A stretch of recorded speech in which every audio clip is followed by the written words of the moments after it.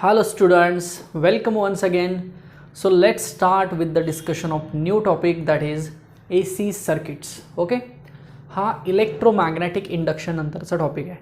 आपण last लेक्चरपर्यंत electromagnetic induction related काही important concepts बघितल्या ॲज वेल ॲज त्याच्यावरचे बरेचसे न्यूमरिकल्स आपण सॉल्व केलेले आहेत. ओके, आता आज आपण या AC सर्किट्स या टॉपिकची ओव्हरऑल थिअरॉटिकल, ओव्हरऑल मॅथमॅटिकल आणि एक्झॅक्टली या टॉपिकमध्ये काय कन्सेप्ट आहे ते बघूया. ओके, सो सगळ्यात महत्त्वाचं बरेचसे पॉईंट्स रिड्यूस आहेत ॲज वेल ॲज काही पॉईंट्स जे शिल्लक आहेत त्याच्यामध्ये थोडंसं आपण पार्टिशन करू, म्हणजे थोडंसं डिव्हिजन करूया. मी तुम्हाला म्हटलं होतं की पार्ट वाईज असं केलं की आपल्याला थोडासा कॉन्फिडन्स येतो अभ्यास करण्यासाठी. एक सिम्पल 3च पार्ट आहेत, 3 म्हणण्यापेक्षा 2च आहेत ॲक्च्युली, बट मी 3 म्हणतो. याचं कारण असं आहे की पहिला जो पार्ट आहे तो खूप इंटरेस्टिंग आणि तो एक थोडासा वेगळ्या पद्धतीचा पार्ट आहे, ज्याच्यामध्ये रेजिस्टन्स, इंडक्टन्स, कपॅसिटन्स असल्या कन्सेप्ट आहेत. दुसऱ्या पार्टमध्ये फक्त एक छोटासा 2 मार्कचा क्वेश्चन असतो जनरली थिअरॉटिकली, बट CETला सुद्धा त्याच्यावरती एखादा क्वेश्चन येऊ शकतो, त्यामुळे तो छोटासा पार्ट आपण दुसरा म्हणूया.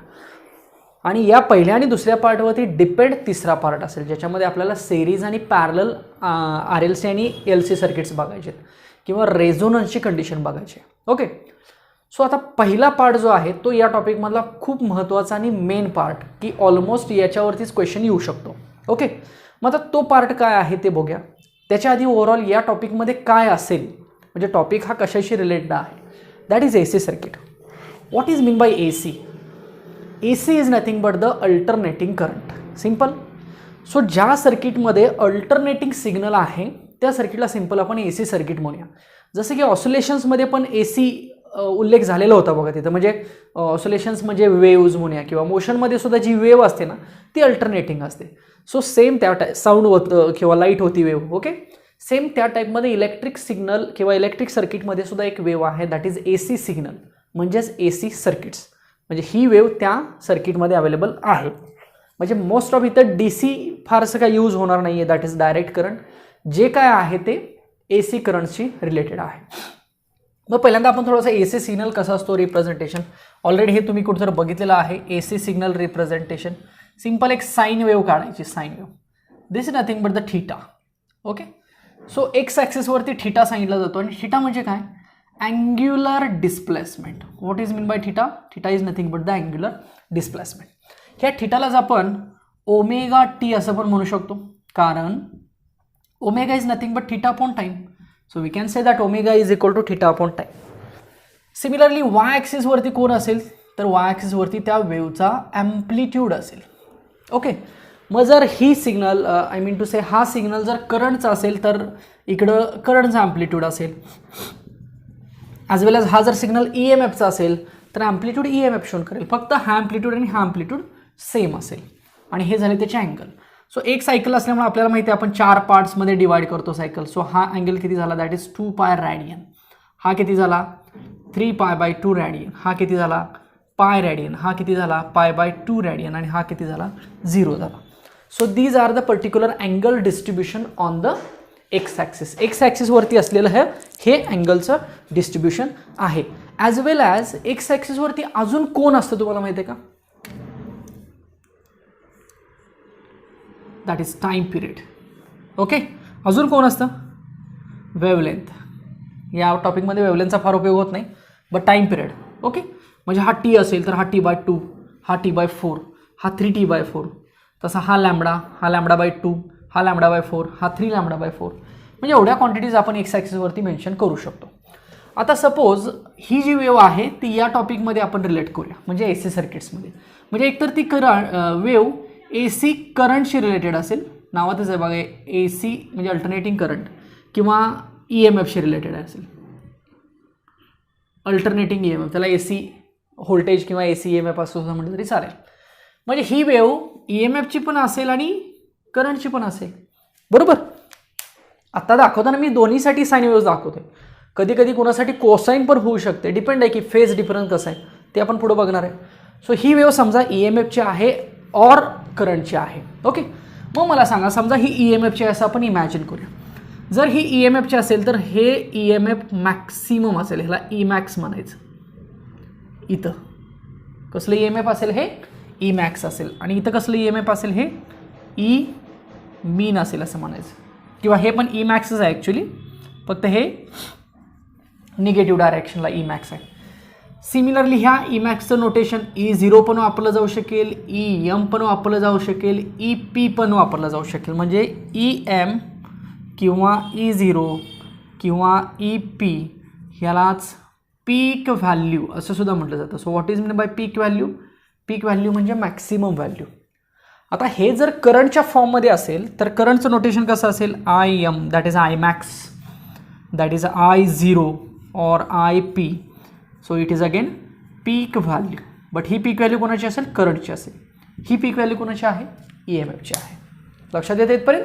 So we can say that this wave, particular wave is about EMF और it can be represented for the current also, that is alternating current. Okay, so असे याच्यामध्ये आपण रिप्रेझेंटेशन करू शकतो. आता या वेवमध्येच एक RMS व्हॅल्यू हिडन आहे, एक दडलेली आहे RMS value, root mean square value. तुम्ही ऐकलं असेल बघा. आता करंट आणि EMFसाठी root mean square value generally heat develop होते त्याच्यावरून ती रूट मीन स्क्वेअर व्हॅल्यू काढली जाते. But actual root mean square व्हॅल्यूचा अर्थ काय? आपण कायनेटिक थिअरीमध्ये बघितलं होतं बघा, RMS value of the velocity of the gases.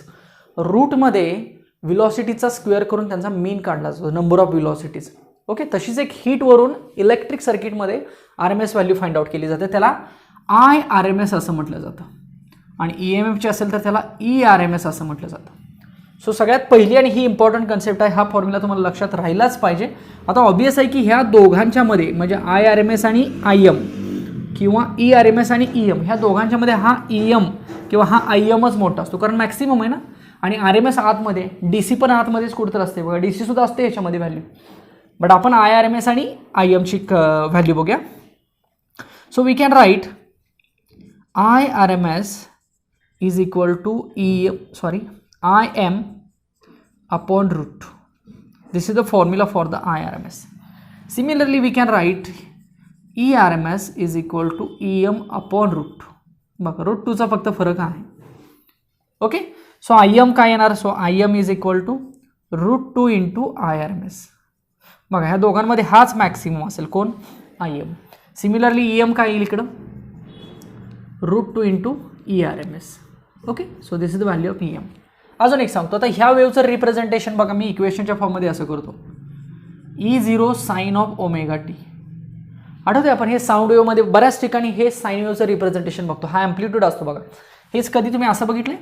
X is equal to A sine omega t, बघितलं बऱ्याच वेळेला. सो एक्सला कोण रिप्लेस झाला? E रिप्लेस झाला, कारण ही वेव कुणाची म्हणतोय आपण? EMFची म्हणतोय. हीच वेव आपण एक्सची असेल, डिस्प्लेसमेंट कसं लिहितो आपण? असं लिहितो. त्या ठिकाणी A म्हणजे कोण असतो? A मीन्स ॲम्प्लिट्यूड असतो. सो इथं ॲम्प्लिट्यूड कोणी रिप्लेस केला? E मॅक्स, E0 किंवा EM ना. हेच करंटसाठी इक्वेशन कसं येईल? I is equal to I0 sine of omega t. So general representation आहे साइन वेव्हचं. हेच कॉस वेव्हचं पण होऊ शकतं ना. लक्षात आलं? हे मी जनरल लिहिलं, त्याच्यावरून हे EMFसाठी, तेच त्याच्यावरून करंटसाठी लिहिलं. सो ह्या थोडक्यात सुरुवातीच्या काही डेफिनेशन्स आपल्याला माहीत पाहिजेत. सिम्पल इथपर्यंत. आता ह्या टॉपिकची जी मेन कन्सेप्ट आहे त्या मेन कन्सेप्टमध्ये 4 पॉईंट्स आहेत. ते 4 पॉईंट्स आता आपल्याला शिकायचे आहेत. पहिला पॉईंट आहे तो रेजिस्टन्सचा, AC सर्किट विथ रेजिस्टन्स. दुसरा पॉईंट असेल AC सर्किट विथ इंडक्टन्स. तिसरा पॉईंट असेल AC सर्किट विथ कपॅसिटन्स. आणि चौथा पॉईंट असेल ह्या तिघांचं combination, that is RLC circuit. म्हणजे AC circuit with RLC, resistance, inductance, capacitance. Simple. So यातला जो पहिला पार्ट आहे तो बघूया आपण. पहिला पार्ट इन द सेन्स, पहिला पॉईंट म्हणतो मी, first point, that is AC circuit with resistance. AC circuit with resistance. AC circuit with resistance. मग आता यामध्ये आपल्याला काय काय लक्षात ठेवायचं आहे, हिंट्स काय काय आहेत, CETला क्वेश्चन काय येऊ शकतो किंवा CET रिलेटेड कुठल्या कुठल्या गोष्टी इम्पॉर्टंट आहेत हे याच्यामध्ये बघायचं आपल्याला. ओके, सो एकतर AC सर्किट असेल आणि AC सर्किटमध्ये रेजिस्टन्स असेल. म्हणजे सर्किट कसं झालं? Like this. This is the resistance and here we are considering AC circuit. AC voltage apply केला ना त्याला, आणि AC व्होल्टेज किती असतो? Is equal to E0 sine of omega t. जसं मी इथे लिहिलं ना तोच आहे थोडक्यात, म्हणजे is equal to E0 sine of omega t. This is the AC EMF or alternating voltage applied to the resistance. रेजिस्टन्सची व्हॅल्यू सपोज आहे R. आता सर्किटमधनं करंट किती जाईल, I फ्लो होईल. एकच लूप दिसतोय. चला सर्किट तर समजलं, करंट EMFची व्हॅल्यू समजली. कुठली कुठली इक्वेशन समजली पाहिजेत बघा. EMFचं समजलं. आता ओहम्स लॉ काय सांगतो, V is equal to IR, म्हणजेच काय E is equal to IR. So I is equal to what, E upon R. But E किती आहे, E0 sine of omega t upon R. मी ह्या E0 अपॉन I0 ला काय म्हणू शकतो बघा, EMF अपॉन रेजिस्टन्स म्हणजे करंट ना. सो मी हेच इक्वेशन असं लिहू शकतो, I0 म्हणू शकतो. सो मला मिळालं I is equal to I0 sine of omega t. Is it correct. So equation 1 EMFचा आहे, इक्वेशन 2 EMFचा आहे. आता दोन्ही इक्वेशनकडे जर आपण बघितलं तर आपल्याला बरीचशी कॉमन टर्म्स दिसतात बघा. ह्या आयला E दिसतंय, I0ला E0 दिसतंय, साईनला साईन आहे, ओमेगा टीला ओमेगा टी. याचा अर्थ ॲम्प्लिट्यूडमध्ये थोडाफार चेंज असेल, ही आणि ही व्हॅल्यू थोडीफार चेंज असू शकते, बट अँगलमध्ये काय फरक आहे का, नाही आहे. So there is no any phase difference. बघा की पॉईंट काय लक्षात ठेवायचा. सो फेज डिफरन्स किती मला सांगा, फेज डिफरन्स 0. आठवते हे पण मी कधी तर सांगितलं असेल तुम्हाला.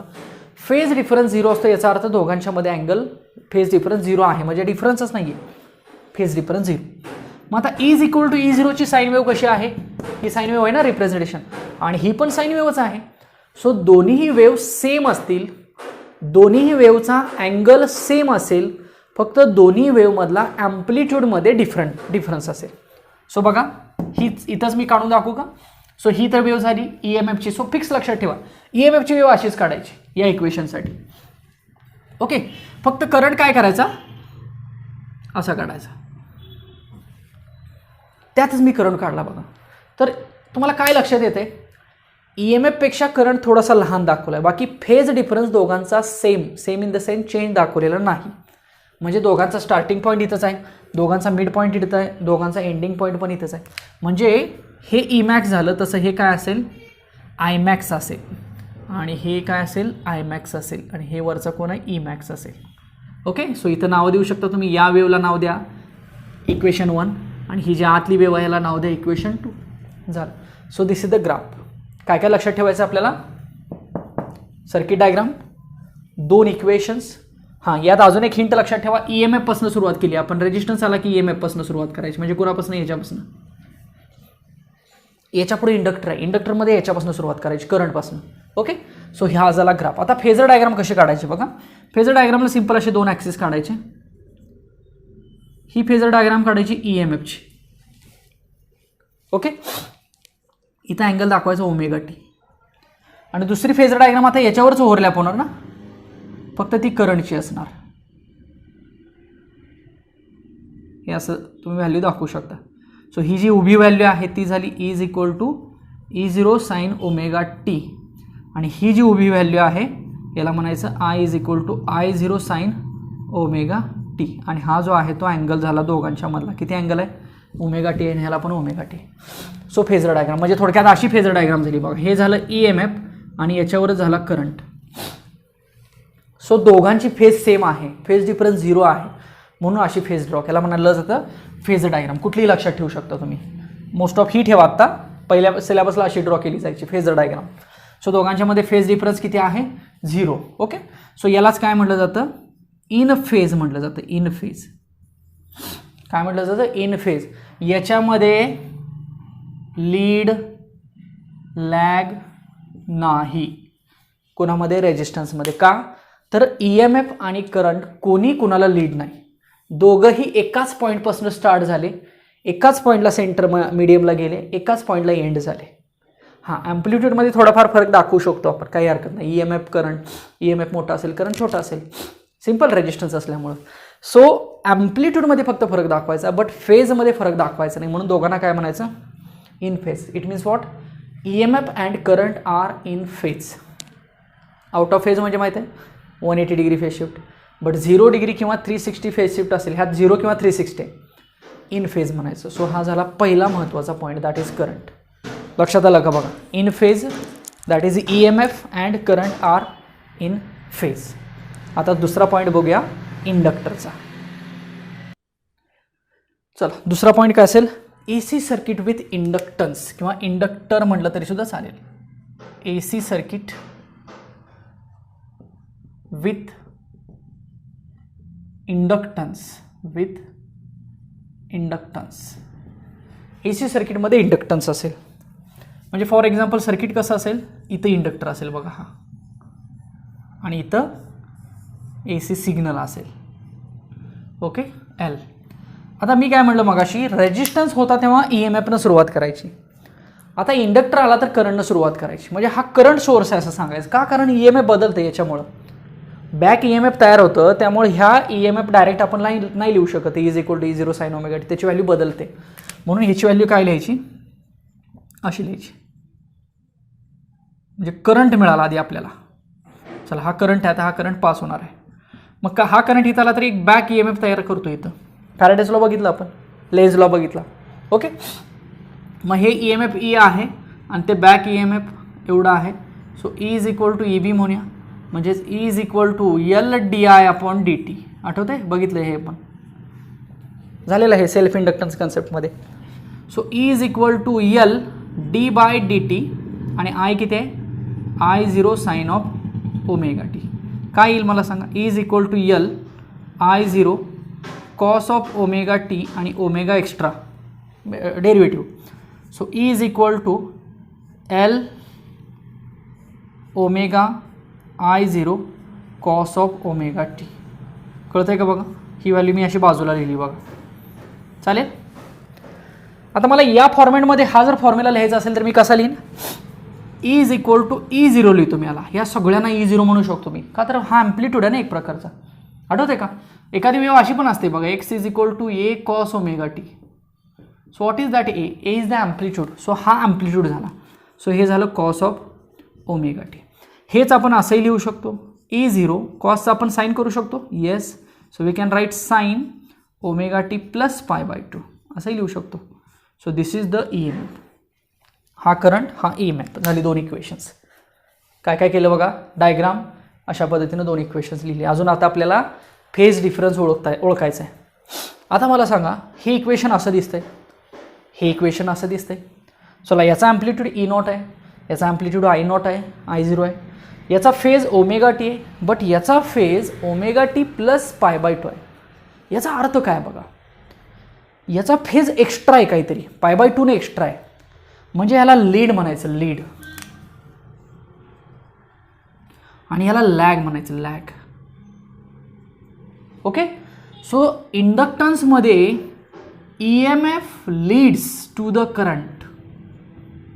EMF कुणाला लीड आहे, करंटला. कितीनं, बाय π/2 रेडियन. और हे खूप महत्त्वाचं आहे बघ, और करंट लॅग्स बिहाइंड कुणाच्या, EMFच्या, बाय कितीनं, same π/2 radian. That is very important sentence.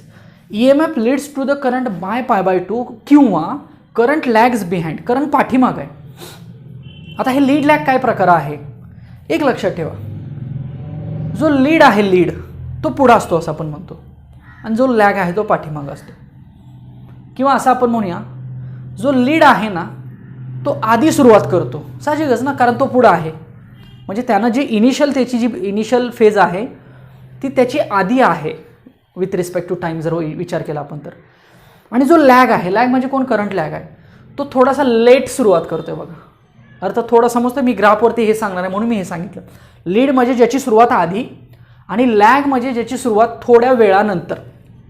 काय म्हटलं मी, लीड म्हणजे ज्याची सुरुवात आधी आणि लॅग म्हणजे त्याची सुरुवात नंतर. मग आता ग्राफ बघूया, म्हणजे वेव बघूया, वेव. मी मगाशी तुम्हाला काय म्हटलं की EMF पहिल्यांदा आहे तसं काढून ठेवायचं. साईन वेव्हच आहे ना बघा, याच्यामध्ये साईन वेव्हच आहे, शेवटी साईनच आलं ना, कॉसचं साईन केलं आपण. सो साईन वेव्ह आहे तशी EMF काढून ठेवायची. हा कोण असेल, E0 असेल, हाही कोण असेल, E0. हा मायनस असेल, हा प्लस असेल, हा 0 असेल. सो ही वेव्ह कशाची झाली, E is equal to E0 sine of omega t plus π/2. कळलं इथपर्यंत. चला आता करंट काढायचं आहे याच्यामध्ये. आता करंट आहे तसा काढून चालेल का? नाही, दोघांमध्ये फेज डिफरन्स पडला पाहिजे. कितीचा पडला पाहिजे? That is π/2. मग करंट लेट सुरू झाला आहे असं सांगायचं. मग लेट सुरू झाला आहे म्हणजे काय? हा इथनं सुरू झाला आहे बघा, म्हणजे हा आधी सुरू झाला आहे. आता याच्यानंतर π/2, π/2 कुठे येत आहे ना, इथं π/2 आहे ना, हा पाय आहे, हा 3π/2 आहे आणि हा 2π आहे ना. सो π/2ला करंट सुरू झाला असं दाखवायचं, म्हणजे करंट इथनं सुरू होणार आहे असा. हे पुढं कंटिन्यू असणारच आहे बघा. थोडीशी मी ॲम्प्लिट्यूड कमी दाखवली का, याला म्हणायचं I0 प्लस आणि याला म्हणायचं -I0. I hope you are getting my point. So lead लॅगचा अर्थ कळला का बघा. सो करंट लेट सुरू झाला, सो हा झाला current, that is I is equal to I0 sine of ω t. बरोबर आहे का? सो EMF लीड असतं, करंट लॅग असतो. कुणामध्ये? इंडक्टन्स असलेल्या सर्किटमध्ये. समजले इथपर्यंत? फेजर डायग्राम बघा. फेजरमध्ये मागाशी आपण हे EMF आहे तसंच काढलं होतं बघा, हे EMF होतं. Okay, E is equal to E0 sine of ω t plus π/2 असेल आता हा अँगल. पण करंट लॅग्स बिहाइंड. लॅग म्हटलं की खाली काढायचं, इथं हा करंट काढायचा आणि हा अँगल किती घ्यायचा, कितीनं लॅग आहे? π/2. So this is the value of current. I is equal to I0 sine ω t. लक्षात आलं का बघा? म्हणजे दोन्हीचा अर्थ समजतोय का बघा तुम्हाला? ω t प्लस π/2 तयार होणार आहे का बघा, किंवा सॉरी π/2 दोघांमधला अँगल दिसला पाहिजे, दॅट इज लीड लॅग. लक्षात आलं? So this is EMF and this is current, that is I is equal to I0 sine of ω t. ह्याला म्हणायचं फेजर डायग्राम. आता इथे in phase out of phase कोणी नाही आहे, दोघं लीड लॅग आहेत. समजलं इथपर्यंत? अजून एक इम्पॉर्टंट कंडिशन इथं दाखवतो. इथं पण जागा आहेच. चला हे बघूया आता. हे what is this? L ω I0 काय रिप्रेझेंट केलं आपण? E0 रिप्रेझेंट केलेलं आहे. Maximum EMF, maximum current, angular frequency L. हेच मी असं लिहितो.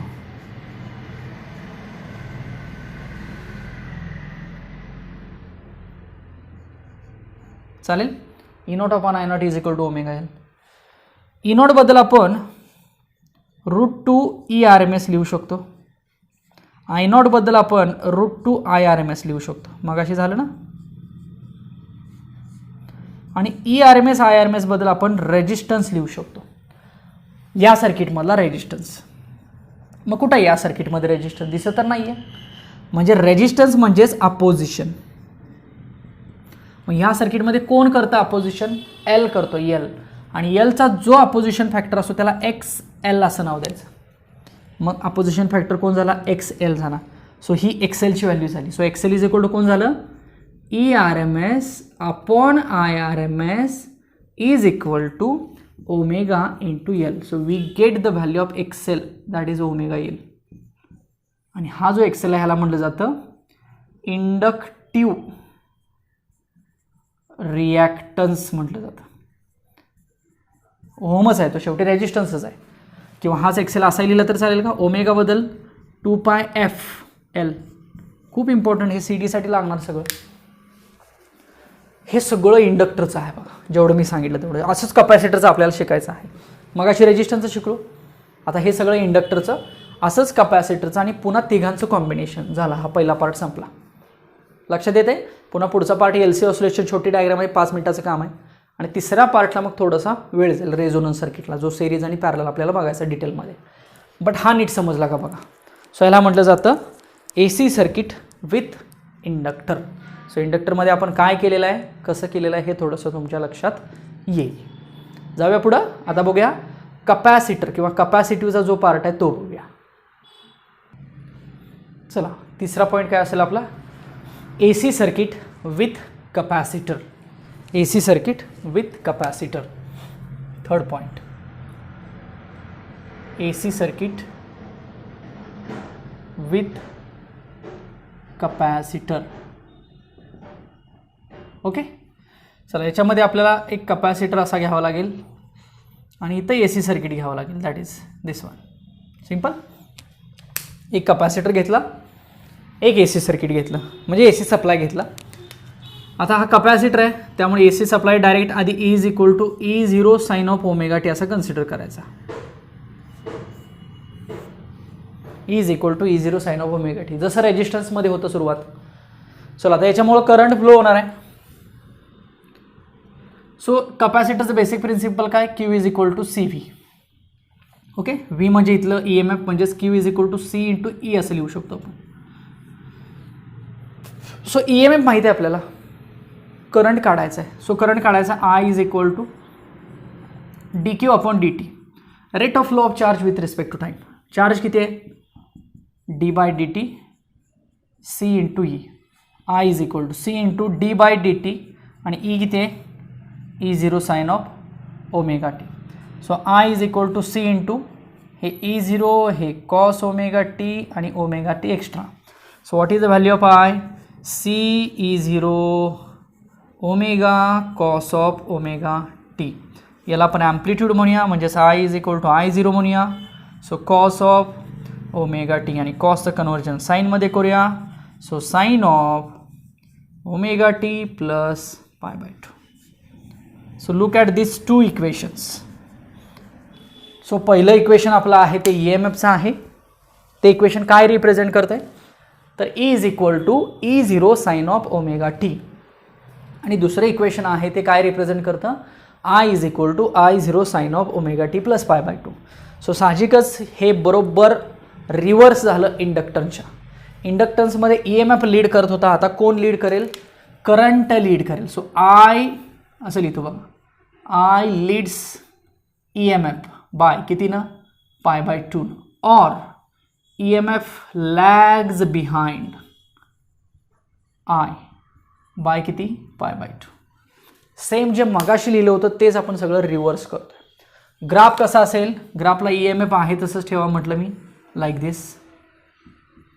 दिस is the EMF. E is equal to E0 sine omega t. Current फक्त काय करायचं बघा, आता करंट लीड आहे म्हणजे करंट आधी सुरू झालं आहे, म्हणजे करंट आधी इथनं कुठनं तर सुरू होणार आहे, बरोबर. म्हणजे करंट थोडक्यात इथनं सुरू झालं आहे असं आपण म्हणू. मग हे नाही ड्रॉ केलं तरी चालेल बघा.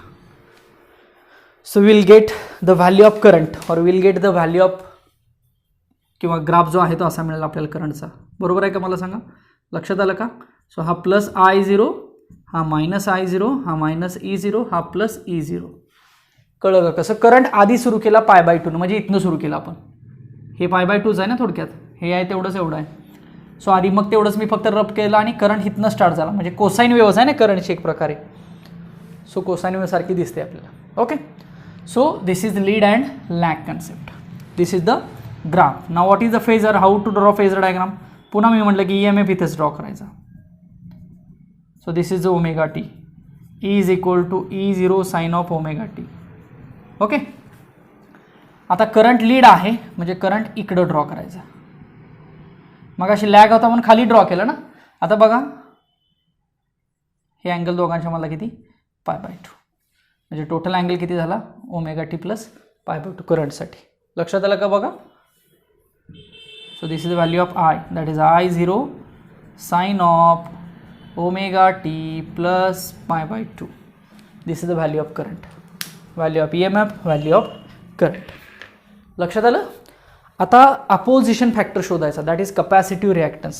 चला, हे इज इक्वल टू आपण काय कन्सिडर केलेलं आहे, आय नॉट कन्सिडर केलेलं आहे. इथं लिहितो बघा मी, C E naught omega is equal to I naught. Okay, so omega C is equal to I naught upon E naught. Reverse करतो मी, 1 upon omega C is equal to E naught upon I naught. मग पुन्हा हे E naught upon I naught काय येणार, √2 ERMS upon √2 IRMS. हे √2 जाईल ना. मग शेवटी ERMS अपॉन IRMS कोण, रेजिस्टन्स, अपोजिशन फॅक्टर किती मिळाला, 1 अपॉन ओमेगा सी. मगाशी किती मिळाला होता, ओमेगा एल मिळाला होता. सो आता अपोजिशन फॅक्टर त्याला एक सी म्हटलं जातं, तो मिळाला 1 upon omega C, that is equal to 1 upon 2πfc. ओहममध्येच असतो तो. आणि हा जो XC आहे त्याला म्हटलं जातं capacitive reactance. So this XC is nothing but capacitive reactance. This is the conclusion about the capacitive circuit. काय काय सांगितलं बघा. जे रेजिस्टन्समध्ये आलं तेच इंडक्टन्समध्ये कंपॅरेटिव्हली आलं. कुठं कुठं चेंज झाला हे लक्षात येणं गरजेचं आहे. आणि तोच आता कपॅसिटरसाठी. आता याच्या पुढं तिघांचं सर्किट आहे. तिघं म्हणजे कोण? RLC. त्याच्यामध्ये काय लक्षात ठेवायचं हे मी सांगतो, म्हणजे आपला हा पहिला पार्ट सगळा संपतोय.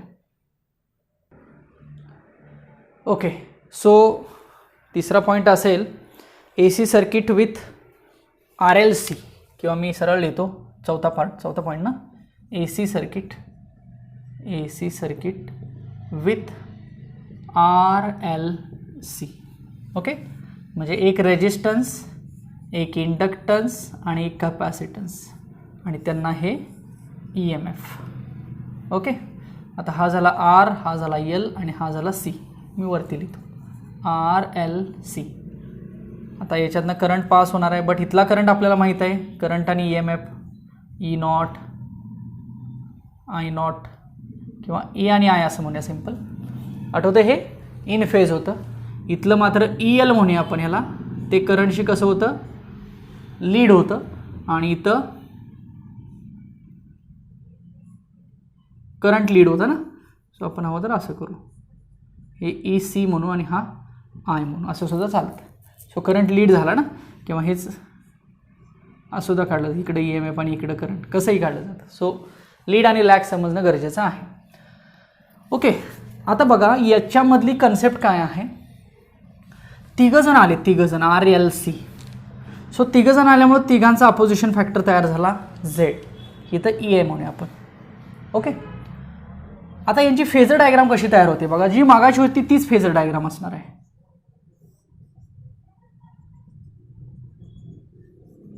हा कोण असेल?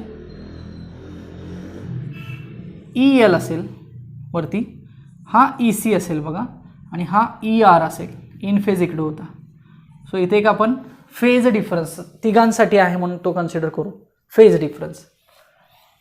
आता मला सांगा, याला आपण EL मायनस EC म्हणू शकतो. ओके, आणि हा जो आहे आपला तो म्हणजे E आहे असं आपण म्हणूया. ओके, म्हणजे हा E. मग E कसा काढला जातो? पायथागोरस काय सांगेल? E² is equal to EL minus EC² आणि प्लस ER². चालेल का? So E is equal to, हे सगळं अंडर रूट जाणार आहे. बट EL ची व्हॅल्यू आपण काय लिहू शकतो? V is equal to IR. So I into XL लिहू शकतो बघा, कारण ELचा अर्थ XL ना. मायनस I इंटू XC याचा स्क्वेअर, आणि हे प्लस I इंटू रेजिस्टन्सचा स्क्वेअर. बरोबर आहे का? सो I बाहेर येईल, सो E अपॉन I होईल. सो अंडर रूटमध्ये काय राहील? XL minus XC² plus R² राहील का बघा. सो E अपॉन I म्हणजे अपोजिशन, आणि अपोजिशन आपण Z सांगितलेलं आहे. सो आपल्याला या ठिकाणी Z ची व्हॅल्यू मिळेल. So Z is equal to under root XL minus XC² plus R². Correct आहे का मला सांगा? Z म्हणजे काय? इम्पेडन्स म्हणायचं. झेडला काय म्हणायचं? इम्पेडन्स म्हणायचं. इम्पेडन्स. सो हा सुद्धा ओहममध्येच असेल बघा.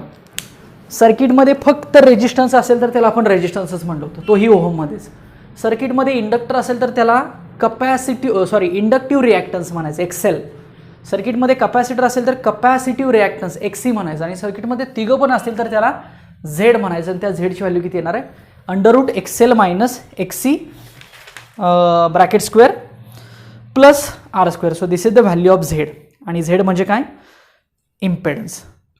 ओके, अजून एक मी इम्पेडन्सची कंडिशन सांगतो तुम्हाला. टॅन फाय काढला जातो. Tan phi XL minus XC upon R. Tan phi हा दिसतोय ना, phi XL minus XC upon R. हा कसा समजतोय काढला? टॅनच्या अपोजिट ना. टॅन फाय कसा काढतो आपण? अपोजिट अपॉन ॲडजसंट ना. Opposite upon adjacent. So opposite आहे EL. सो हेच बघा, I इंटू XL होईल मायनस I इंटू XC होईल, आणि हे I इंटू R होईल. हा I सगळीकडला कॅन्सल होईल. सो टॅन फाय एवढा मिळेल. So phi is equal to tan inverse of हे मिळेल XL minus XC upon R. आणि हीच डायग्राम अशी घेतली तर हा ट्रायंगल झाला, इम्पेडन्स ट्रायंगल. ओके, सो हा आपण रेजिस्टन्स म्हणूया, हा XL मायनस XC म्हणूया, आणि हा कोण म्हणूया? Z म्हणूया. ह्याला म्हटलं जातं इम्पेडन्स ट्रायंगल. लक्षात आलं बघा, हीच डायग्राम मी इथे ड्रॉ केली. झालं, तर हा झाला इम्पेडन्स ट्रायंगल. सो एवढ्या सगळ्या गोष्टी लक्षात ठेवायच्या आहेत जर तिघं जर असतील सर्किटमध्ये तर. लक्षात आलं का? आता सर्किटमध्ये एखादा हा गायब होऊ शकतो बघा. ह्याच्यासुद्धा मी काही केसेस सांगतो तुम्हाला. एक्सेल आणि एक्सिस सेम झाला तर हा फाय 0 होणार आहे बघा. Phi 0 for XL and XC same. बरोबर आहे का? नेक्स्ट, एक्सेल मोठा असेल एक्सी लहान असेल, that is XL greater than XC, ही एक केस होऊ शकते बघा. सो टॅन फाय पॉझिटिव्ह होऊ शकतो ना, बरोबर आहे. आणि जर एक्सेल लेस दॅन एक्सी असेल तर टॅन फाय निगेटिव्ह येऊ शकतो, ही सुद्धा एक केस होऊ शकते. So XL less than XC then tan phi is negative. लक्षात आलं? सो ह्या तिघांमधला जर कोणी एखादा ॲब्सेंट असेल, दॅट इज एल किंवा सी, तर त्या ॲब्सेंटला सुद्धा आपल्याला त्या इक्वेशनमधनं ॲब्सेंट करावं लागेल. म्हणजे झेडचं इक्वेशन असेल किंवा टॅन फायचं इक्वेशन असेल, दिलेल्या कंडिशननुसार आपल्याला त्याच्यामध्ये तो ॲब्सेंट करावा लागेल आणि ओव्हरऑल अशी इक्वेशन्स लिहावे लागतील. आय होप लक्षात आलं असेल. सो हा झाला आपला पहिला पार्ट, ज्याच्यामध्ये आपण रेजिस्टन्स बघितलं, इंडक्टन्स बघितला, कपॅसिटन्स बघितला आणि सेरीज RLC सर्किट आहे थोडक्यात. हे सेरीजमध्ये जोडल्यात ना RL आणि C. मग RLC असतील तर डायग्राम काय, फेजर डायग्राम काय आणि त्याची इक्वेशन्स काय किंवा इम्पिडन्स ट्रायंगल कन्सेप्ट काय, एवढं सगळं आपल्याला ह्या पॉईंटमधलं लक्षात ठेवावं लागेल. लक्षात आलं? सो हा झाला आपला पहिला इम्पॉर्टंट पॉईंट. आता फक्त दुसरा पार्ट राहतोय. दुसरा पार्टसुद्धा व्हेरी व्हेरी इझी आहे, एकदम काहीसुद्धा अवघड नाही आहे. त्यामुळे ओव्हरऑल टॉपिक तुम्ही जर नीट बघितलं, समराईज केला तर तुम्हाला सुद्धा त्याची एक चांगली आयडिया येऊन जाईल. ओके, चला आता पुढचा पार्ट बघूया. एक छोटीशी डायग्राम बघू आधी LC ऑसिलेशनची आणि त्याच्यानंतर मग तो रेझोनन्सचा पार्ट बघूया. ओके, एक छोटासा पॉईंट आहे तो आधी बघूया.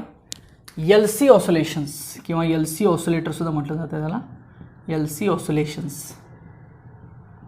तर ऑसिलेशन्स ऑलरेडी टॉपिक आपण बघितलेला आहे. ऑसिलेशन्स म्हणजे काय तर व्हायब्रेशन्स किंवा रिपिटेशन्स आहेत, म्हणजे वेव्ज आहेत थोडक्यात, फार काय वेगळं नाही आहे. लाईक वेव्ज, ही एक ऑसिलेशन झाली बघा. Simple, this is the one of the oscillation. एक ऑसिलेशन झाली. सो हीच ऑसिलेशन जनरेट करायची आपल्याला, फक्त कुणाची मदत घ्यायची आहे? एल आणि सीची. एल म्हणजे कोण? इंडक्टर. आणि सी म्हणजे कोण? कपॅसिटर. एलचं काम काय आहे तर जनरली करंटला अपोजिशन करणं किंवा बॅक EMF तयार करणं, फॅराडेजमध्ये बघितलं. आणि सीचं काम काय आहे तर एनर्जी स्टोअर करणं, म्हणजे चार्जिंग करणं, डिस्चार्जिंग करणं. जशी बॅटरी असते, बॅटरी एकदा चार्ज होते एकदा डिस्चार्ज होते, सेम त्या टाईपमध्ये कपॅसिटरचं वर्किंग होतं. एकदा तो चार्ज होतो पुन्हा डिस्चार्ज होतो, पुन्हा निगेटिव्हली चार्ज होतो, पुन्हा डिस्चार्ज होतो. सिम्पल. चला, सो डायग्राम कशी कन्सिडर करायची बघा. समजा मी इथे एक कपॅसिटर कन्सिडर करतो आणि इथे एक इंडक्टर कन्सिडर करतो आणि इथे एक स्विच आहे असं म्हणूया आपण. आता सध्या हा कपॅसिटर चार्ज आहे, फुल चार्ज आहे. आता हा कपॅसिटर फुल चार्ज आहे असं आपण म्हणूया. ओके, जर हा स्विच चालू केला तर काय होणार आहे? या कपॅसिटरमधनं चार्जिंग आहे ते याच्या थ्रू डिस्चार्ज व्हायला लागणार आहे, बरोबर. म्हणजे याच्यामधनं करंट आला की इथं मॅग्नेटिक फील्ड क्रिएट होणार आहे, बॅक EMF तयार होणार आहे, बरोबर ना. ओके, सो ही पहिली कंडिशन आहे असं आपण म्हणूया. पहिल्या कंडिशनमध्ये काय आहे? कपॅसिटर चार्ज आहे. सो करंट फ्लो व्हायला लागला, कसा? असं आपण म्हणूया, म्हणजे कसा? Like this. It means anti clockwise. Anti clockwise, ठीक आहे. तुम्हाला मी समजण्यासाठी इथे लिहितो आहे. काही ठिकाणी ही डायग्राम इकडे, ही डायग्राम कसंही असतं. सो आता करंट असा फ्लो होतो. चला, करंट इथं आला. सो करंट इथं आला की याच्या थ्रू पूर्ण करंट फ्लो गेला, म्हणजे कपॅसिटर काय झाला? डिस्चार्ज झाला. ओके, सो कपॅसिटर डिस्चार्ज झाल्यानंतर काय होतं की या इंडक्टरमध्ये बॅक EMF तयार होतं. मग हे बॅक EMF काय काम करतं तर या कपॅसिटरमधनं रिव्हर्स करंट, सॉरी इथं मायनस ना, रिव्हर्स करंट फ्लो व्हायला चालू होतं, बरोबर. म्हणजे हा जो कपॅसिटर आहे तो रिव्हर्स पोलॅरिटीनं चार्ज व्हायला सुरुवात होते.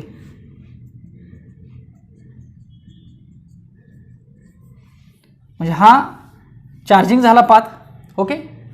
चार्जिंग नंतर डिस्चार्जिंग पाथ झाला याच्या थ्रू, आणि डिस्चार्जिंग झाल्यानंतर यात जो रिव्हर्स करंट तयार झालेला आहे त्याच्यामुळे हा कपॅसिटर पुन्हा रिव्हर्स पोलॅरिटीनं फ्लो व्हायला चालू झाला. लक्षात आलं? म्हणजे कपॅसिटरचं एकदा चार्ज डिस्चार्ज झालं आणि एकदा कपॅसिटर पुन्हा चार्ज डिस्चार्ज झाला. फक्त पोलॅरिटी इथं प्लस आहे आणि इथं मायनस आहे. झालं, हे वर्किंग याच्यामध्ये होतं आणि आपल्याला साईन वेव्ह मिळते. आता तुम्ही म्हणाल की साईन वेव्ह कशी मिळते? तर सिम्पल बघा, पहिल्यांदा कॅपॅसिटरचं चार्जिंग केलं आपण, दिस इज द चार्जिंग. चला, कॅपॅसिटर डिस्चार्ज झाला इंडक्टर थ्रू, करंट निघून गेला म्हणजे इंडक्टर थ्रू डिस्चार्ज झाला. बट इंडक्टरनं पुन्हा रिव्हर्स करंट तयार करून कॅपॅसिटरला चार्ज केलं, निगेटिव्हली चार्ज केलं ना, बघा ना खाली निगेटिव्हली, आणि पुन्हा त्याच निगेटिव्हली चार्जड करंटला कॅपॅसिटरनं इंडक्टर थ्रूच डिस्चार्ज केलं. पुन्हा इंडक्टर काय करेल, charge discharge, charge discharge, charge discharge, charge discharge. So likewise असे आपल्याला वेव्ज मिळत जातील. म्हणजे थोडक्यात हा चार्जिंग डिस्चार्जिंग, हा negatively charging negative discharging, positive charging positive discharging, negative charging negative discharging. So अशा पद्धतीने आपल्याला हे सगळे पाथ याच्यामधले मिळत जातील आणि आपल्याला हे ऑसुलेशन्स मिळतील. झालं, ही कन्सेप्ट आहे. त्यामुळे कदाचित तुम्हाला याच्यावरती CETमध्ये क्वेश्चन, थिअरॉटिकल क्वेश्चन येऊ शकतो, यल आणि सी. सो यल आणि सी यूज करून आपण काय करू शकतो, LC ऑसोलेशन्स तयार करू शकतो. आलं का लक्षात बघा. सो हा एकच थिअरॉटिकल पॉईंट, हा दुसरा मी मुद्दाम पार्ट म्हटलं होतं. झालं, एवढंच आहे. याच्यात बऱ्याचशा डायग्राम पण काढल्या जातात, बट मेन डायग्राम्स आहेत त्याच मी तुम्हाला बोर्डवरती दाखवलेल्या आहेत बघा. ओके, इथं हवं तर आपण हे जे मॅग्नेटिक फील्ड आहे ना, हे असंही दाखवू शकतो. दुसऱ्या केससाठी हे दाखवलं ना, ह्याला असं रिव्हर्स पण दाखवू शकतो. का तर पुन्हा करंट असा चालला आहे ना, याला डायरेक्शन बदलली म्हणजे वेव्ह पण बदलणार आहे. झालं, सिम्पल, एवढंच याच्यामध्ये सांगायचं आहे. आता फक्त एक रेझोनन्स किंवा इलेक्ट्रिक रेझोनन्सची कंडिशन आहे, तेवढं एक राहिलेलं आहे. सो तेवढं बघूया, म्हणजे पूर्ण टॉपिक हा संपून जातो आहे. म्हणजे टॉपिकमध्ये ओव्हरऑल काय आहे हे आता तुमच्या लक्षात आलं असेल. ओके, चला आता बघूया आपण इलेक्ट्रिक रेझोनन्स सर्किट. ओके, चला, आपल्या यातला आता शेवटचा पॉईंट आहे या टॉपिकमधला, जो की रेझोनन्स रिलेटेड पॉईंट आहे. आता रेझोनन्स कन्सेप्ट काय आहे पहिल्यांदा आपण बघून घेऊया की नक्की रेझोनन्स म्हणजे काय. एक मी तुम्हाला प्रॅक्टिकल एक्झाम्पल सांगतो, ठीक आहे. रेझोनन्स म्हणजे काय, रेझोनन्स ऑकर होतो म्हणजे नक्की काय, तर एखादी सिस्टीम असेल तर त्या सिस्टीमला एक त्याची नॅचरल फ्रिक्वेन्सी असते. ओके, तर जेव्हा ती सिस्टीम नॅचरल फ्रिक्वेन्सीला येते, म्हणजे त्या सिस्टीमची फ्रिक्वेन्सी जेव्हा त्याच्या नॅचरल फ्रिक्वेन्सी एवढी येते, तेव्हा ती त्याची हायेस्ट लेवल झाली बघा. म्हणजे फ्रिक्वेन्सीच्या फॉर्ममध्ये ती हायेस्ट लेवल झाली असं आपण म्हणूया. मग त्या कंडिशनला ती जी सिस्टीम आहे ती मॅक्सिमम ऑसोलेट व्हायला लागते, मॅक्सिमम व्हायब्रेट व्हायला लागते. म्हणजे त्याचा ॲम्प्लिट्यूड आहे तो वाढतो त्या नॅचरल फ्रिक्वेन्सीला. लक्षात आलं का. म्हणजे फॉर एक्झाम्पल मी एक तुम्हाला एक ब्रिज आहे, ब्रिज नदीचा पूल आहे असं आपण म्हणूया. तर तो ब्रिज एक प्रकारे रेझोनन्स सिस्टीम आहे. तर त्या ब्रिजला त्याची एक नॅचरल फ्रिक्वेन्सी आहे, बरोबर, कारण तो बीम बॅलन्सवरती आहे आणि त्याची एक नॅचरल फ्रिक्वेन्सी असेल की त्या फ्रिक्वेन्सीला जर तो व्हायब्रेट झाला तर तो कोलॅप्स होणार आहे, बरोबर. म्हणजे आपल्याला त्या ब्रिजवरती जे काय व्हायब्रेशन्स द्यायचे आहेत ते नॅचरल फ्रिक्वेन्सीपेक्षा कमी दिले पाहिजेत. आपण जेव्हा ती व्हायब्रेशन्स वाढवतो तेव्हा ती व्हायब्रेशन्स नॅचरल फ्रिक्वेन्सी एवढी होतात, तेव्हा तो ब्रिज मॅक्सिमम ॲम्प्लिट्यूडनी व्हायब्रेट व्हायला लागतो. आणि जेव्हा ब्रिज मॅक्सिमम ॲम्प्लिट्यूडनी व्हायब्रेट होईल तेव्हा तो कोलॅप्स व्हायचे चान्सेस जास्त असतात. ओके, म्हणून ते सोल्जर्स ब्रिजवरून जाताना त्यांचं परेड थांबवतात आणि जातात. दॅट इज ते लेफ्ट राईट करत जातात ना, फिट्स हे करत मार्चिंग टाईप. तर ते थांबवतात आणि ते रेग्युलर चालत त्या ब्रिजवरून जातात. का तर तिथं रेझोनन्स ऑकर होऊ नये म्हणून. कारण रेझोनन्स ऑकर झाला तर काय, त्यांची जी काय फ्रिक्वेन्सी आहे पायांची, थोडक्यात ती फ्रिक्वेन्सी नॅचरली एवढी होऊ शकते. आणि एकदा का ती frequency vibrating frequency natural frequency एवढी झाली तर ब्रिज हा मॅक्सिमम ॲम्प्लिट्यूडनी व्हायब्रेट होऊ शकतो आणि तो कोलॅप्स होऊ शकतो. That is the reason. So same असंच हे इलेक्ट्रिक रेझोनन्समध्ये सुद्धा असतं. Okay, so electric resonance circuit हा आपला पुढचा पॉईंट असेल. इलेक्ट्रिक रेझोनन्स सर्किट म्हणजे थोडक्यात हा जो पॉईंट आहे तो फ्रिक्वेन्सी डिपेंडंट पॉईंट आहे. जो इलेक्ट्रिक रेझोनन्स सर्किट पॉईंट आहे तो फ्रिक्वेन्सी डिपेंडंट आहे. याच्यामध्ये फ्रिक्वेन्सी खूप इम्पॉर्टंट आहे. आणि फ्रिक्वेन्सी डिपेंडंटमध्ये यल आणि सी हे दोन कंपोनंट फ्रिक्वेन्सी डिपेंडंट आहेत. आर हा फ्रिक्वेन्सी डिपेंडंट नाही, रेजिस्टन्स. ओके, म्हणजे त्याच्यावरती फ्रिक्वेन्सीचा काही फरक पडत नाही, कारण आर जनरली AC DC दोन्हीमध्ये यूज केला जातो. बट यल आणि सी हे मोस्ट ऑफ फ्रिक्वेन्सी डिपेंडंट आहेत. ओके, कारण अँग्युलर फ्रिक्वेन्सी रिलेट करते, ओमेगा सी ओमेगा एल बघितलं आपण. So electric resonance circuit. So natural फ्रिक्वेन्सीला, so at the natural frequency the amplitude becomes maximum.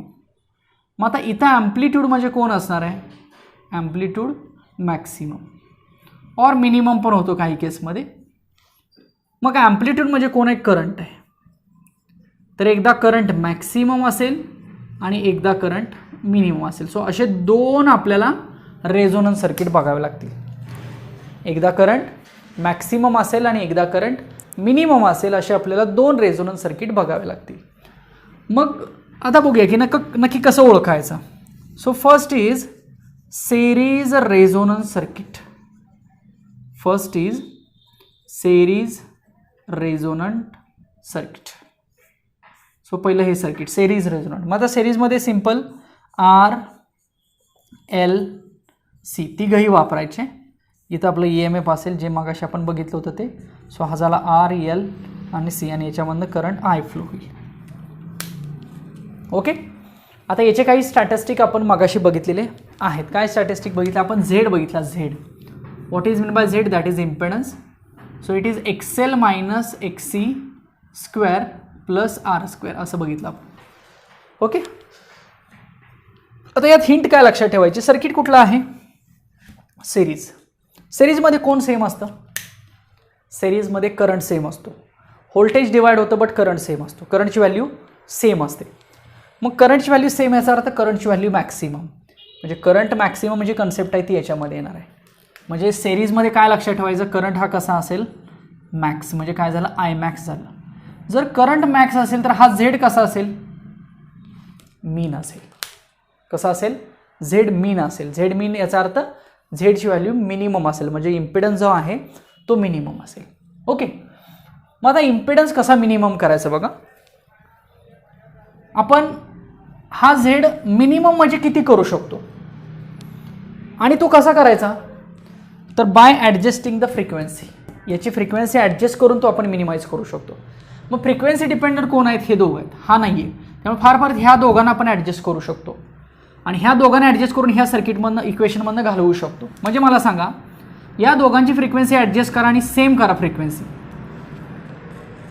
Frequency same नको, आपण म्हणून एक व्हॅल्यू सेम करा फ्रिक्वेन्सी ॲडजस्ट करून. सो XL XC कसे झाले? सेम झाले. सेम झाले की हा निघून गेला. मग राहिलं काय? झेड राहिला. म्हणजे तो किती राहिला? फक्त आर राहिला. म्हणजे त्याची व्हॅल्यू कशी मिळाली? मिनिमम मिळाली. म्हणजे ही कंडिशन आहे याच्यासाठी रेझोनन्स कंडिशन म्हणायचं याला. जेव्हा XL आणि XC व्हॅल्यू सेम केली जाईल तेव्हा रेझोनन्स ऑकर झाला सर्किटमध्ये. रेझोनन्स ऑकर झाल्यामुळं रेजिस्टन्स मिनिमम झाला आणि रेजिस्टन्स मिनिमम झाल्यामुळं करंट मॅक्सिमम झाला. Resonance occur. सिंपल. मग रेझोनन्स किती फ्रिक्वेन्सी झाली? So XL is equal to XC लिहिलं ना आपण. सो XL म्हणजे आपण मागाशी लिहिलं होतं ओमेगा एल आणि XC म्हणजे लिहिलं होतं 1/ओमेगा सी. हे omega square is equal to 1/LC होईल. ओमेगा म्हणजे असतं 2πN बट याचा स्क्वेअर आहे 1/LC होईल. सो आपल्याला इथं मी F म्हणतो हवं तर रेझोनंट फ्रिक्वेन्सी FR म्हणतो. So FR square is equal to 1/4π² LC होईल. बरोबर. So what is FR? So it is 1/2π√LC. This is the value of resonant frequency. So या रेझोनंट फ्रिक्वेन्सीला सेरीज रेझोनंट सर्किट ऑसिलेट झाल्यानंतर current काय होणार आहे? Maximum होणार. सो एवढ्या गोष्टी इम्पॉर्टंट आहेत. आणि महत्त्वाचा ग्राफ. ग्राफ कशामध्ये असणार आहे? फ्रिक्वेन्सीमध्ये आणि करंटमध्ये. सो ग्राफ असा येईल. सो एक रेझोनन्स फ्रिक्वेन्सी आहे की त्या फ्रिक्वेन्सीला करंटची व्हॅल्यू मॅक्सिमम आहे. आता तुम्हाला कदाचित प्रश्न असाच पडेल की हे इकडं इकडं काय? ह्या स्पाइक्स अशा काय आहेत? तर ह्या स्पाइक अशा आहेत कारण हे दोघं जण फ्रिक्वेन्सीला कसे आहेत बघा. जर फ्रिक्वेन्सी वाढली तर XL काय होईल? वाढेल. फ्रिक्वेन्सी वाढली तर XC काय होईल? कमी होईल. बरोबर का? म्हणून हे दोन बाजूच्या लाईन्स आहेत. बट हा पॉईंट आपल्याला असा मिळेल की त्यावेळेस ह्या दोन व्हॅल्यू आपण सेम केलेल्या आहेत. ती फ्रिक्वेन्सी असेल ती कॉमनच निघाली ना बघा FR आणि याला म्हटलं जातं resonant frequency. So this is the statistic about series resonant circuit. लक्षात आलं बघा. रेझोनन्स कंडिशन किंवा इलेक्ट्रिक सर्किटमधली रेझोनन्स कंडिशन नक्की काय असते.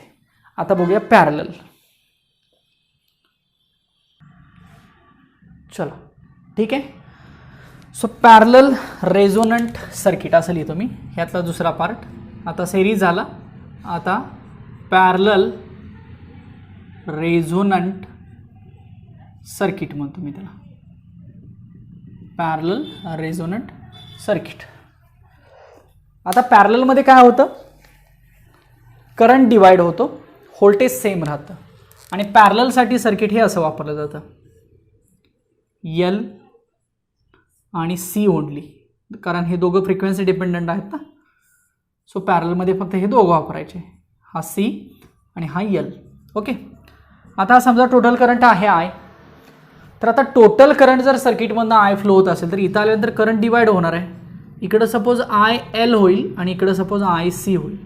पुन्हा हे दोघं आय म्हणून बाहेर पडतील, हे असेल E M F. Simple. So हे झालं पॅरलल रेझोनंट सर्किट. आता या रेझोनंट सर्किटचा जो काही रेझोनन्स ऑकर होणार आहे तो आपल्याला ओळखायचा आहे. मग सेम जे मगाशी आपण केलं ना सेरीजसाठी, ते रिव्हर्स करत जायचं पॅरललसाठी. मग सेरीजची हिंट लक्षात आली का बघा. सेरीजमध्ये आपण करंट मॅक्सिमम केला होता, म्हणजे झाला होता करंट मॅक्सिमम. मग करंट मॅक्सिमम का झाला, सेरीज असल्यामुळं, म्हणजे रेजिस्टन्स मिनिमम म्हणजेच इम्पेडन्स मिनिमम. आणि इम्पेडन्स मिनिमम करण्यासाठी आपल्याला एक्सेल आणि एक्सीला सेम करायला लागलं होतं, म्हणजे ते निघून गेलं झेडच्या इक्वेशनमधून आणि आपल्याला Z is equal to R मिळालं होतं. त्यालाच आपण मिनिमम इम्पेडन्स असं म्हटलं होतं. त्यामुळे मग करंट मॅक्सिमम म्हटलं आणि त्याच्यावर आपण resonant frequency f r is equal to 1/2π√LC ही फाइंड केली होती. सो इथली सुद्धा रेझोनंट फ्रिक्वेन्सी सेम असते बघा. इथली पण रेझोनंट फ्रिक्वेन्सी सेम असते. किती असते, f r is equal to 1/2π√LC. आता ती सेम कशी येते, काय येते, हे आपल्याला थोडंसं इथं बघावं लागेल.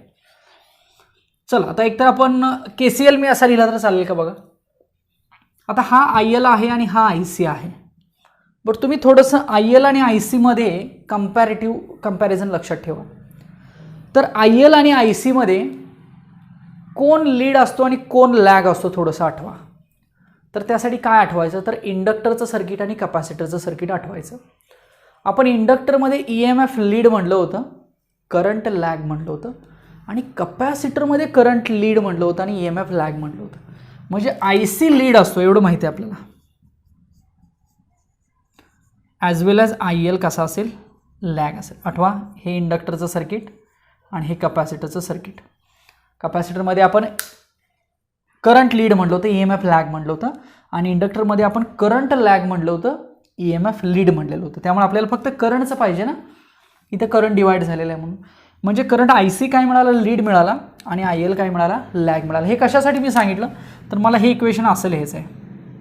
So I is equal to IC minus IL असं लिहायचं आहे. कारण तुम्हाला डायरेक्ट KCL सांगितलं असं तर तुम्ही असं लिहिलं असतं, IC plus IL. But this actually IL lag असल्यामुळे ते मी काय लिहिलं, मायनस IL लिहिलं. So I is equal to IC minus IL झालं. सिम्पल. नाव I म्हणजे कोण, हा, आणि E म्हणजे कोण, हा. तर I आणि E यासाठी ह्या I वरून आपण E/Z म्हणू शकतो, सॉरी, किंवा V is equal to IR, E is equal to IR. So I is equal to E/R म्हणूया, चालेल. सो मी ह्या आयला E/Z असं म्हणतो, ICला E/XC असं म्हणतो, आणि ILला E/XL असं म्हणतो. चालेल का बघा, ही अशी स्टेप चालेल का बघा. ओके. सो आता आपण काय करूया, E for what, E for EMF. ठीक आहे. आता यातनं एक EMF कॉमन घेऊ हवं तर आपण, ठीक आहे, किंवा I इज इक्वल टू आपण E/R म्हटलं होतं. आपल्याला थोडीशी झेडची व्हॅल्यू याच्यामध्ये ओळखायची आहे. Okay. So what is Z, Z is equal to EMF upon current. Okay. What is Z, Z is equal to EMF upon current. या E/Z ला मी I म्हणू शकतो, किंवा E/ मी हवं तर इथं नोटेशन्समध्ये कन्फ्युजन नको, हा I आहे तसंच ठेवतो. हे E बाहेर काढतो मी हवं तर, चालेल का बघा. ही स्टेप मी काय करतो, आय आहे तसंच ठेवतो, कन्फ्युजन नको. ई बाहेर काढतो. सो आतमध्ये काय राहील 1/xc मायनस 1/xl राहील. बरोबर का. नेक्स्ट मी I/e करतो. सो इकडं राहील 1/xc मायनस 1/xl. कळतं आहे का बघा, प्रत्येक स्टेप समजून घ्या. I is equal to IC minus IL का लिहिलं ते मी सांगितलं. I आहे तसाच ठेवला. IC बद्दल मी E/xc लिहिलं. IL बद्दल मी E/xl लिहिलं. E कॉमन काढला, E या साईडला घेतला. आता current upon EMF, current upon EMF is equal to काय असू शकतं 1/R असू शकतं. चालेल, म्हणजेच 1/Z म्हणू शकतो मी याला. Is equal to 1/xc. XC म्हणजेच काय होता, XC मागाशी आठवा 1/ωc. So I can write 1/ωc आणि मायनस XL म्हणजे ωL. चालेल. So 1/Z is equal to हे ωc होईल आणि हे 1/ωL होईल. चालेल का बघा. So what is Z. जर 1/Z एवढा असेल तर Z किती असेल 1/ωc मायनस 1/ωL. हे बरोबर आहे का मला सांगा. Is it correct. So correct. काय म्हटलं मी बघा, स्टेप बाय स्टेप लक्षात ठेवा मी काय सुरुवात कशी केली आणि इथपर्यंत कसं आलं. If 1/Z is equal to ωc minus 1/ωL, then 1/Z ला मी Z कन्वर्ट करतो, वरती घेतो, तर ही टर्म 1 ला डिवाइड होणार आहे. येस ऑब्वियसली होणार आहे. So Z is equal to एवढं आपल्याला मिळालं. सिम्पल. आता सर्किट आहे पॅरलल, पॅरलमध्ये करंट डिवाइड झाला. मगाशी करंट सिरीज होता, सो सिरीजमध्ये करंट मॅक्सिमम असतो. सो मगाच्या केसमध्ये करंट मॅक्स होता आणि Z मिनिमम होता. इतर रिव्हर्स होणार आहे. करंट कसा होईल मिनिमम होईल, करंट मिनिमम होईल आणि इम्पिडन्स कसा होईल मॅक्सिमम होईल. ओके. मग इम्पिडन्स मॅक्सिमम म्हणजे किती. आयडियली आपण मॅक्सिमम म्हणजे किती, खूप जास्त म्हणजे काय म्हणू शकतो इन्फायनाइट म्हणू शकतो ना. Z max is it means what, it can be infinite. It is a maximum value. Ideal maximum value किती आली इन्फायनाइट. म्हणजे थोडक्यात Z कसा झाला इन्फायनाइट. सो ही रेझोनन्सची कंडिशन असेल. जर Z इन्फायनाइट केला तर रेझोनन्स ऑकर होणार आहे आणि करंटची व्हॅल्यू मिनिमम मिळणार आहे या केसमध्ये. Okay.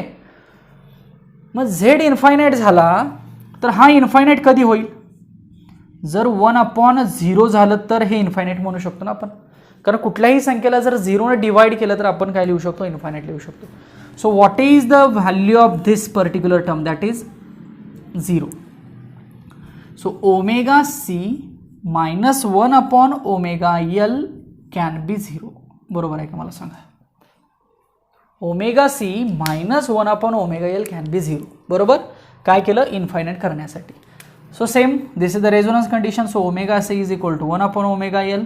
So omega square is equal to 1/LC. So omega is equal to 2πfr, याचा square 1/LC. So what is fr, it becomes 1/2π √LC. म्हणजे सेरीज रेझोनन्ससाठी जेवढी फ्रिक्वेन्सी आलेली होती तेवढीच फ्रिक्वेन्सी याच्यासाठी आलेली आहे. कळलं का बघा नीट. किती आलेली आहे 1/2π √LC. सो पॅरलची ही झाली रेझोनंट फ्रिक्वेन्सी. कशी आणली हे लक्षात आलं का बघा. आता ग्राफ काय असेल, इकडं फ्रिक्वेन्सी इकडं करंट. सो ग्राफ आता असा असेल. This is the value of I mean. So FR ला आय मिनिमम असेल. ग्राफमध्ये आपण करंट आणि फ्रिक्वेन्सीचं रिलेशन दाखवूया. सो अशी रेझोनंट फ्रिक्वेन्सी आहे की at that frequency the current becomes minimum because impedance become maximum. Okay. So that minimum current is nothing but the I mean. Okay. So हे झालं पॅरल रेझोनन्स. म्हणजे ओव्हरऑल अर्थ सेरीज आणि पॅरलमधला समजला का बघा. दोन्हीचं इंटेन्शन तसं सेम आहे, रेझोनन्स ऑकर करणे. रेझोनन्स ऑकर करणे म्हणजे काय, एकतर ॲम्प्लिट्यूड म्हणजे यात करंटची व्हॅल्यू मिनिमाइज किंवा मॅक्सिमाइज करणे किंवा इम्पिडन्स मिनिमाइज किंवा मॅक्सिमाइज करणे. आणि ते करण्यासाठी काय केलं फ्रिक्वेन्सी ॲडजस्टमेंट केली. सो फ्रिक्वेन्सी ॲडजस्टमेंट करून सेरीजमध्ये काय केलं तर सेरीजमध्ये करंट मॅक्सिमम आणला. तो कसा आणला इम्पिडन्स मिनिमाइज करून. इम्पिडन्स मिनिमम कसा केला XL XCला सेम करून. ते सगळं मगाशी आपण बघितलं. तसं आता ह्या पॅरललमध्ये करंट मिनिमाइज इम्पिडन्स मॅक्सिमाइज. मग इम्पिडन्स मॅक्सिमम म्हणजे आयडियल व्हॅल्यू किती इन्फायनाइट. म्हणून झेडची व्हॅल्यू मी इन्फायनाइट केली. आणि हा झेड कसा आला त्यासाठी ह्या स्टेप्स आहेत. हे कसं आलं सांगितलं मी, लीड लॅग्स सगळं कसं सांगितलं, हे स्टेप इथं थोडंसं कन्फ्युजन होत होतं बट क्लिअर झालं, हे मी करेक्ट केलं पुन्हा. हे बघा नीट समजलं का. सो झेड इन्फायनाईट असेल तर 1/0 असेल ना, म्हणजे ही टर्म 0 झाली. कोण, ओमेगा सी मायनस 1/ωL 0 झाली, आणि ती टर्म 0 करून आपण काय केलं, रेझोनंट फ्रिक्वेन्सी याच्यामधून फाइंड आउट केली. सो हा जो सगळा पार्ट आहे तो AC सर्किटचा पार्ट आहे. एवढंच याच्यामधलं इम्पॉर्टंट आहे. बघा पहिल्या पार्टमध्ये आपण AC circuit with resistor, capacitor, inductor आणि RLC हे बघितले 4. त्याच्यानंतर आपण एक छोटीशी डायग्राम बघितली ज्याच्यामध्ये आपण LC ऑसोलेशन्स कसे असतात हे बघितलं. सिम्पल होतं एकदा ते पण. आणि हा जो तिसरा पार्ट आहे तो रेझोनन्स पार्ट आहे. एवढाच हा टॉपिक आहे. त्यामुळे टॉपिकची लेंथ कमी आहे आणि 2-3 क्वेश्चन्स 2 तरी क्वेश्चन्स डेफिनेटली याच्यावरती येणार. त्यामुळे इलेक्ट्रोमॅग्नेटिक इंडक्शन नंतर सुद्धा हा टॉपिक एकदम इझी आहे. आय होप तुमच्या हे लक्षात आलं असेल. आपण नेक्स्ट लेक्चरला याचे जे काही MCQs आहेत इम्पॉर्टंट ते डिस्कस करूया. तोपर्यंत हे समजलं का बघा. काही शंका असेल तर डेफिनेटली विचारा. भेटूया आपण पुढच्या लेक्चरला. Thank you so much.